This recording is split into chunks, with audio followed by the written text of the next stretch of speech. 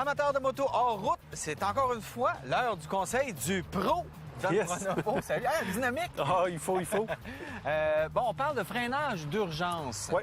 Donc, quand on s'est peut-être laissé un peu emporter par le démon de la vitesse dans les sentiers, Ça arrive. parfois, on peut rencontrer toutes sortes de choses. On rencontre toutes sortes de choses. Et contrairement à l'asphalte, quand on roule hors route, tous les types de terrains sont possibles. Donc, l'adhérence, on peut rencontrer n'importe quoi. Ah, L'adhérence, ça ça varie énormément.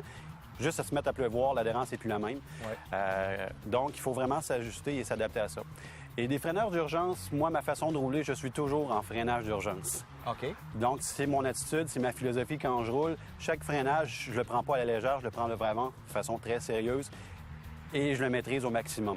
Et ce que je me rends compte souvent dans mes cours, c'est que les gens ne sont pas habitués vraiment de faire un bon freinage d'urgence. Peu importe la vitesse, on parle peut-être d'une vitesse de 50 à 70 km/h, mais vraiment de savoir comment la moto va réagir. Parfois, c'est la suspension qui nous surprend, qui va s'affaisser un peu trop. Parfois, c'est les roues qui vont bloquer parce qu'on n'a pas vraiment testé à l'avance comment ça va répondre.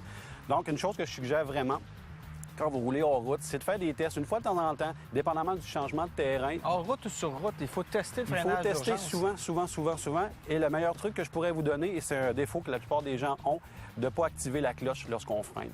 Donc, de laisser la force compression du moteur, de faire le travail à votre place, d'avoir une bonne prise au sol, surtout pour la roue arrière, d'éviter de la bloquer. Mais surtout, on prend la cloche seulement au dernier moment. Idéalement, on étouffe la moto, on est en freinage d'urgence. Oui, parce que souvent, même quand on commence à faire de moto, le réflexe, on veut tout arrêter, on prend les deux leviers. Exact. On enlève une bonne partie du freinage, du frein moteur. là. Ouais. Et Surtout sur des motos hors route. Surtout hors Des route. singles, des twins. Voilà. Il y a un bon freinage moteur. Là. C'est ça. Fait que c'est d'en profiter au maximum. Donc, de penser, on ne prend pas la cloche, on l'utilise au dernier moment. Puis au pire, on étouffe la moto. C'est pas dramatique. Mais au moins, on a un bon freinage d'urgence. Mais l'élément clé, c'est de les pratiquer.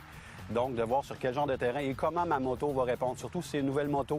Par exemple, je mets des pneus neufs. Ça serait le fun d'aller voir comment ils vont réagir pour un freinage d'urgence.